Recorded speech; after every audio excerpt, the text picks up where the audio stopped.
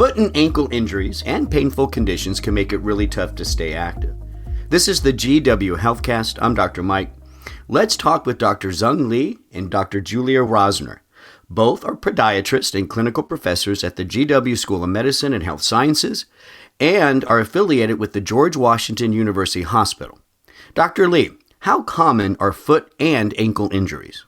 They're pretty common, but they range from problems that are considered quite mild, oftentimes may not really require any specific medical care, but oftentimes they can become quite debilitating, causing a lot of problems with walking, standing. Yeah. And how about just staying active, right? We want more and more of our patients, our family members, our friends to be active throughout life. And these kind of injuries, right, often become the reason why they can't stay active. So when you look at that non-athlete population, Dr. Lee, what are the most common, maybe the top three most common injuries that you deal with? I would say the most common problems for the typical person who's not an athlete would probably be a lot of problems related to heel pain, specifically a problem called plantar fasciitis. Foot arthritis is also relatively common. With regard to the feet, arthritis most oftentimes affects the big toe joint. It could affect other joints of the foot as well, but the big toe joint most commonly is the joint that develops this problem. Another very common problem that a lot of folks get is pain related to the ball of the foot. That's the part where it's close to the base of the toes. There could be numerous problems that actually affect that part of the foot. Things as simple as just some swelling that could take place there. Sometimes there could be nerve-related problems in that part of the foot as well. Okay. Yeah, I definitely want to come back to those three common injuries and talk a little bit more about how you guys approach in treating those conditions. But I wanted to ask Dr. Rosner, when should somebody actually seek help from a professional like yourself? You know, whether they're dealing with the plantar fasciitis or maybe some pain that they're not even sure what it is. At what point? What are the signs and symptoms that tell you they need to go see somebody? An excellent question. So generally, my rule of thumb with patients is once pain kind of starts, that's a warning signal that something just isn't quite right. And usually at that point, I recommend patients kind of take a break if they're kind of a weekend warrior types or even the elite athlete of backing down off of some of the activity. If pain persists despite taking some conservative measures such as rest, ice, maybe an over-the-counter anti-inflammatory medication, or they're really just having difficulty with everyday functioning, like just basic walking, getting out of bed, doing things around the house, that's definitely when I'd say come in and get checked out. Yeah, great advice there. So, Dr. Rosner, when somebody finally does come to see a specialist like you, a podiatrist, can you tell us a little bit about the typical workup that the patient can expect? And tell us a little bit of the role of the podiatrist, say, versus a medical doctor or a physical therapist. Sure. So patients can expect to come into the office, and we're going to ask them a little bit about their symptoms. So how did they first start noticing the pain? When did they notice the pain? How long has the pain been there? What have they done? And we ask them a quite in-depth history about everything that they've been experiencing and when they experience these symptoms.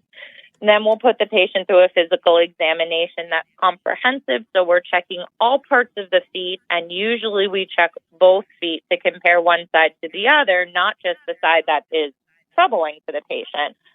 So that way we kind of know what normal is for them in comparison to what may be hurting them.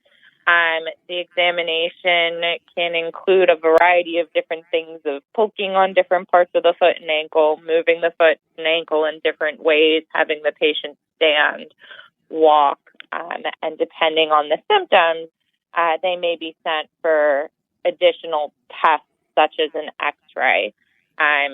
We're a little bit different in the sense of a primary care physician or a physical therapist because physical therapy is really looking into the rehab of things and trying to get the patient to on the backside of an injury or they kind of help them become more functional after the acute situation or the primary pain dies down. And a primary care physician often will offer a lot of really great tips to begin with, but the podiatrist comes in when those problems are somewhat lingering and need just that extra little bit of attention to really get past that acute problem. Right, and in some cases, chronic conditions too. Yeah.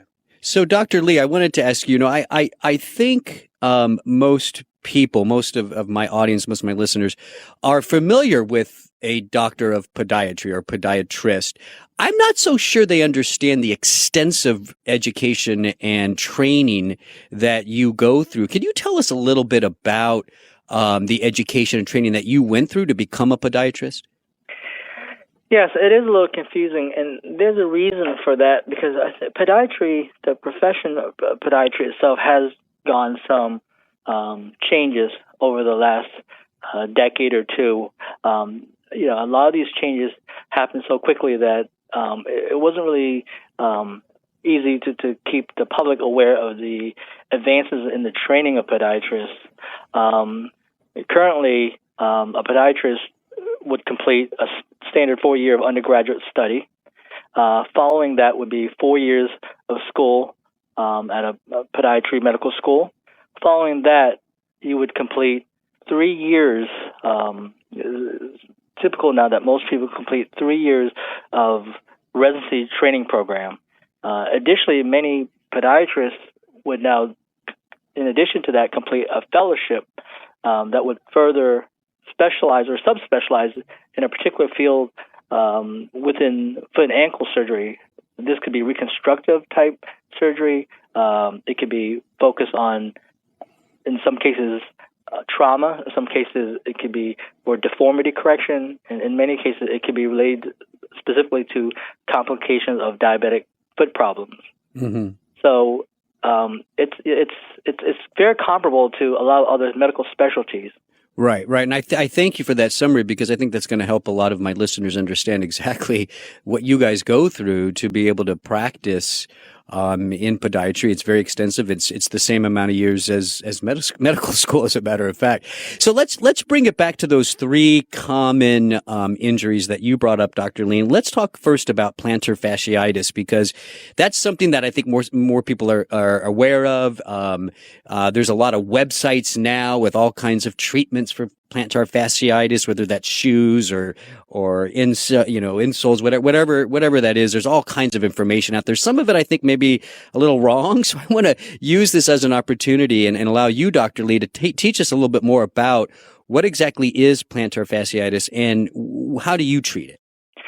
Okay, yeah, that plantar fasciitis is probably, if it's not, is easily the top 3 conditions that a podiatrist would see on a daily basis. Plantar fasciitis basically is a problem with a ligament that sits in the heel of the foot. The ligament is called the plantar fascia, and hence the term plantar fasciitis, which involves pain, swelling, inflammation of this particular ligament, in particular at the area of the heel.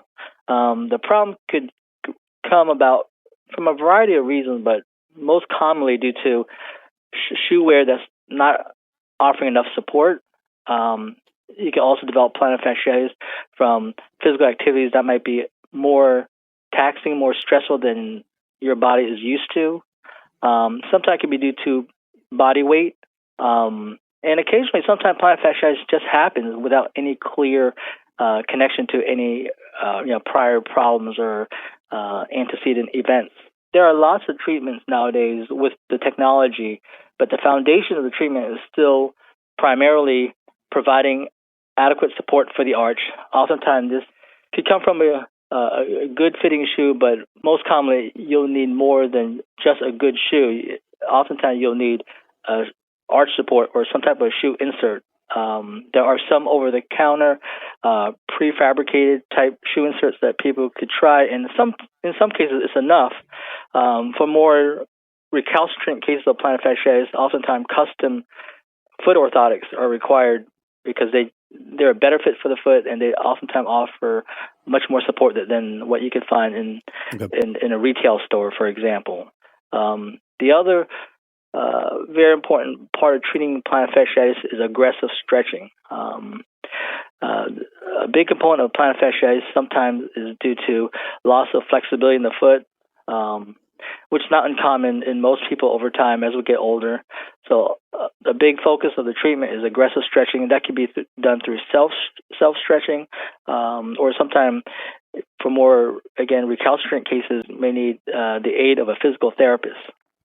Right. I think for most cases, aggressive stretching and adequate shoe support, including shoe inserts, are successful in treating plantar fasciitis.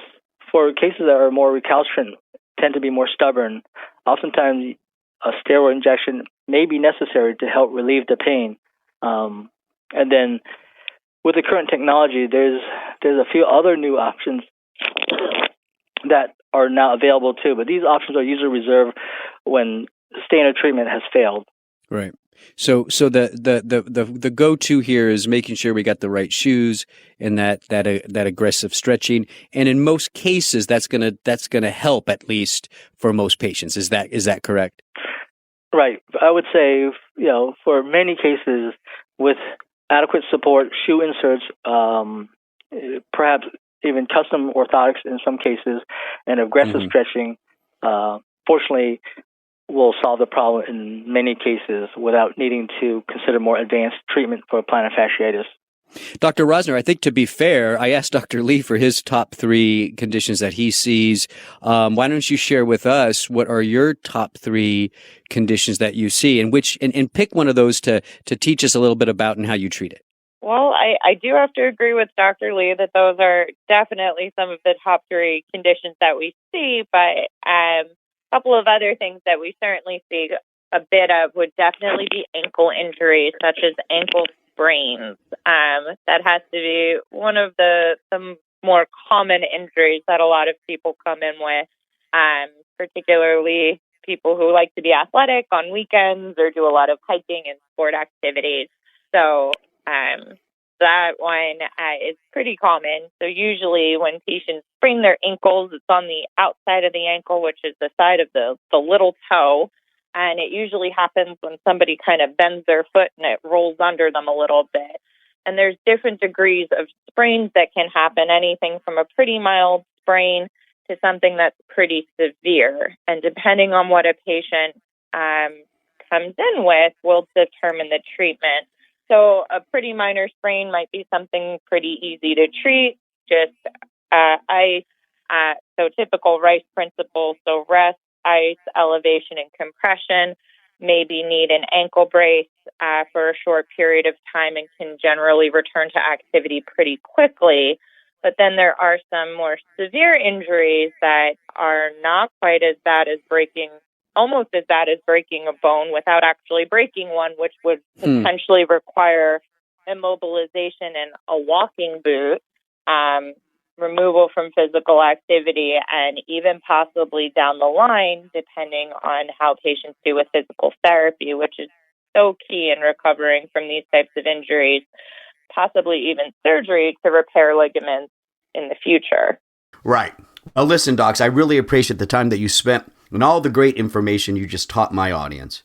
You're listening to the GW Healthcast. Please visit gwdocs.com to get connected with Dr. Zung Lee or Dr. Julia Rosner or another provider, or call 1-888-4GW-DOCS to schedule an in-person or virtual appointment.